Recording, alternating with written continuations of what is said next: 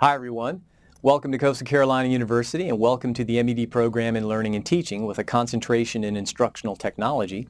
My name is Joe Winslow, and on behalf of my colleagues Dr. Jeremy Dickerson and Dr. Corey Lee, I'd like to present some important information to help you start the program successfully. Here's a snapshot of what we're going to cover in this short orientation. We'll begin with an overview of the field of instructional technology. Then we'll take a look at how to register for classes, how to drop at and withdraw from classes. And of course, we'll talk about the important things you need to know about financial aid. We'll talk about the technology that we use in this program, and we'll finish up with some general support statements. So that's our agenda. Let's go ahead and get started with the big picture. We come from all different kinds of professional disciplines. Many of you are public school teachers, but some of you are athletics coaches, you are law enforcement agents, you're corporate trainers, healthcare specialists, software developers, even university faculty. And not as instructors, we actually have faculty that are taking this program as students. And you know, we all have one thing in common, and that is this interest in using technology to improve learner performance in a wide range of educational settings and modalities. And these can include face-to-face instruction, flipped instruction, blended learning, and of course totally online learning as well. So if that's our goal then, to improve learner performance with technology, what exactly are we going to cover in this program? That's a good question. Here's what you can expect. There are 10 courses in this curriculum, so it's a fixed curriculum. You have 3 foundations classes and then you have 7 technology classes. Together, this fixed curriculum model makes advising real streamlined. I'll call attention to the capstone experience, EDIT 690. This is your seminar in instructional technology. And one of the most important things you do in that concluding course is to participate in a training event where you get to train professionals in your immediate discipline. And this is a very rewarding activity, at least according to prior graduates. All of this simply means that you can graduate by spring of 2016 or fall of 2016 by using a general pace of 2 to 3 courses per session. And you'll calibrate this in conversation with your advisors. But you need to know out front that the majority of people in this program tend to finish within 1 year to 18 months. So it's a very rapid transit type of curriculum. We like to matriculate our folks very quickly through this.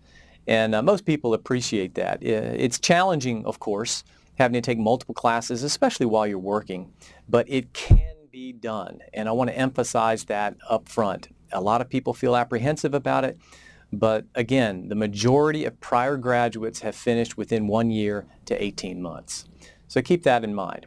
All right, let's talk about how you get registered for classes, okay? Even though the curriculum is fixed, you still have to officially register, and thankfully this process is pretty painless. There are 3 steps. First, of course, is to know what it is you need to take. And to do that, you have to go to our M.Ed program website. And at the bottom of this website, you can see the URL, and I've got a resource page at the end of this presentation with all of these URLs in it. So you can pause it here and jot this down if you want to. Or just know that at the bottom of our program website, we have different plans for different paces. We have 1-year plans, we have 18-month plans, we have 2-year plans. Because of the changes in financial aid, which we'll discuss later, most people, again, go through the program pretty quickly because financial aid has changed the game on us, and I'll explain that shortly here. So that's the first step. Go to the website and review the different course plans available. Then it's really important to talk to your advisor. Show your schedule, send it to them electronically, call them on the phone, talk to us, and we'll be happy to confirm that this is what you need to take to stay on pace. Then when you're finally ready to get registered, just email our wonderful program admin, Lynn Millard, and she'll do the registration for you. So all you have to do is talk to your advisor to confirm that's what you're going to do, and then email Lynn Millard. And make sure you copy your advisor on that email as well, so everybody is in the communication loop and we can keep our records updated. Lynn will manually register for you to guarantee that you're in there. It is technically possible to register yourself, but we always place an advisement hold on you, so don't be surprised if you see that. And the reason we do that is to keep people cohorted properly. It's an internal record-keeping necessity. So please follow this strategy if you don't mind. Review the plans, talk to your advisor, and then email Lynn. All right, once you get registered, it's really important that you actually pay your tuition, and you know that you have to pay your tuition up front. And that's a pretty straightforward process now, and it's fully online, thankfully. You do it within WebAdvisor, webadvisor.coastal.edu. You log into WebAdvisor, and then there's a student accounts tab that you can click on, and you can follow the directions there. It's very straightforward. It's really important that you pay on time, because if you don't pay on time, you get dropped.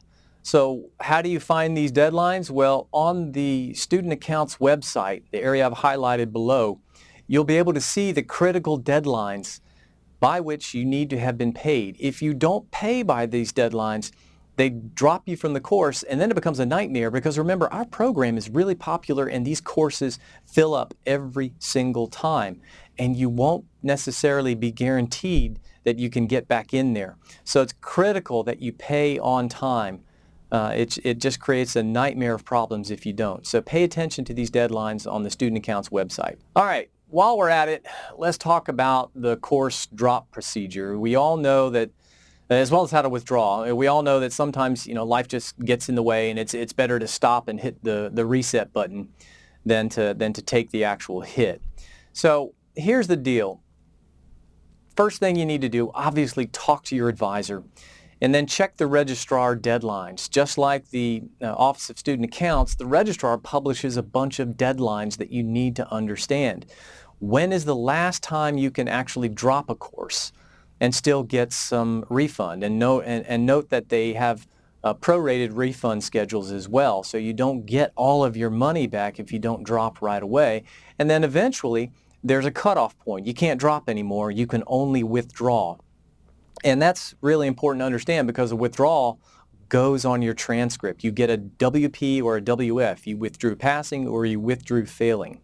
It doesn't count in your GPA, but it does go on your transcript, and that's really important to know up front. So you want to drop during the drop add period, bottom line. But sometimes you change jobs, you have a life event, and you just need to stop, reset, and withdraw. And when that happens, this is what I want you to do. Talk to your advisor, and then email Lynn Millard after you talk to your advisor, and she'll help you with the withdrawal paperwork.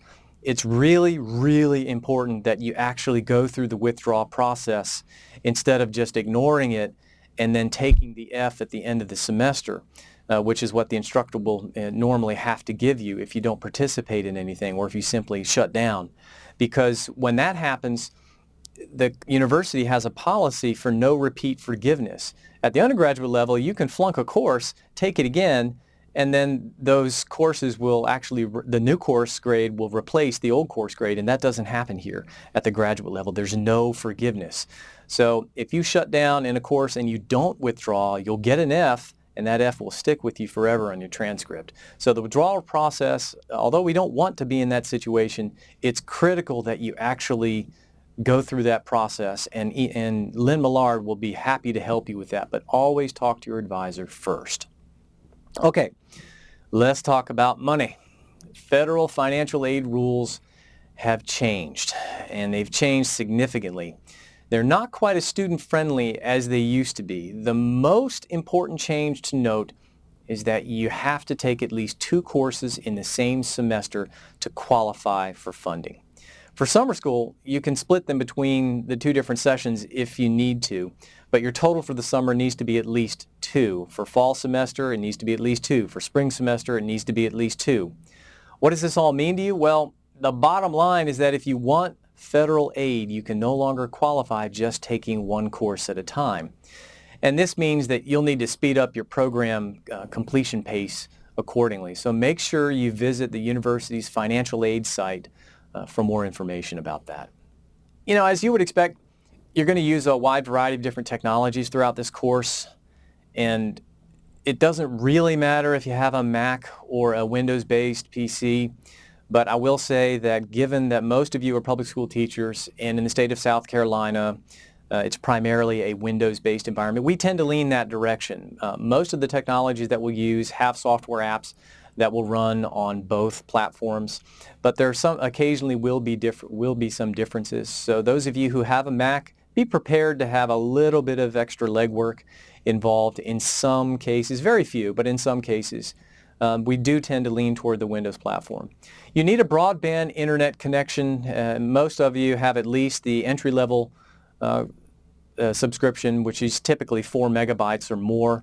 If we have a lot of video conferences opportunities, and most of the times these are going to run a little bit better with your faster internet connection. So if you've ever thought about needing an excuse or a rationale to tell your wife or your husband that you want to upgrade your broadband internet connection with your provider, this program would be a good opportunity to do that. You need a mobile device. In most cases, your phone will suffice, running either iOS or Android. We need access to lots of those different apps. If you have a tablet, that'll work as well. You need a microphone and a headset, both for producing multimedia learning materials as well as participating in some of these synchronous video conferences. And you'll need some software, and you can wait until you take the courses that use these software applications, EDIT 630 and EDIT 640. That's the multimedia course and the video production course. We use the Adobe platform tools right now, the Photoshop and Premiere Elements, the teacher editions. This is a fantastic bundle value for $79. You have a tremendous application suite that can help you create some amazing instructional materials. And we'll show you how to use those in those two courses, and you might be able to continue using them in some of the others as well. In the EDS program, we're looking at using the Adobe Creative Cloud suite, but for right now, in this program, we're going to stay cheap and ask you to buy some software. But again, don't buy it yet. Wait until you actually have to use them in the courses, because they might have a more recent version that's just been released. And there's also some assessment software you'll have to get for a couple other courses, 628, 604, and your instructor will explain that.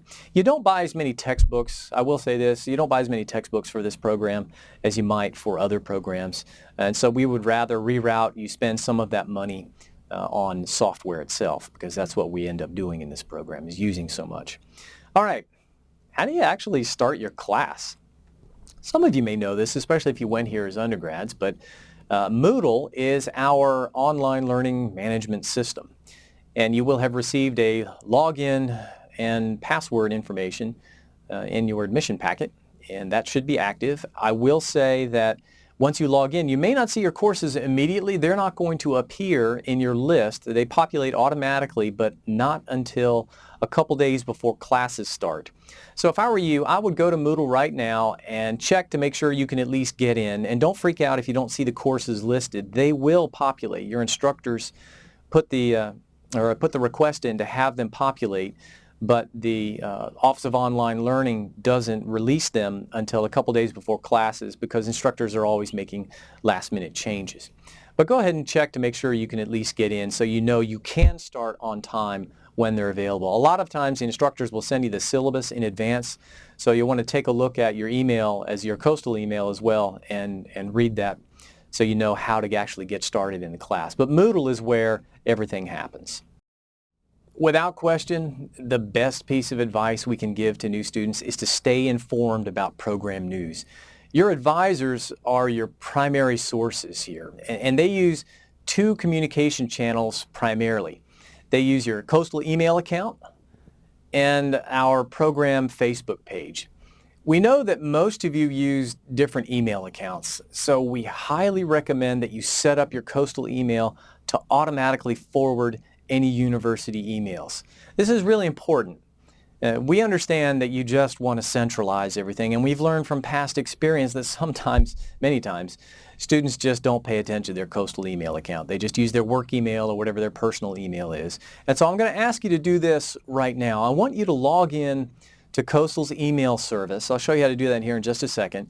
And I want you to set it up so that it automatically forwards the emails directly to your preferred email account, your work email or your personal email or whatever. And it's really easy to do that. I'll show you how to do that. So go ahead and get logged in.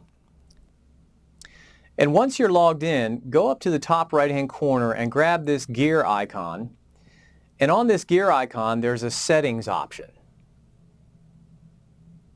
And on the settings page, there's a tab up here for forwarding. If you click that forwarding option, you'll then get this button here that will allow you to set whatever email you want. And if you click this button right here, you'll then be able to designate whatever forwarding email account you want to use. And this way you're guaranteed always to know what's going on with the program.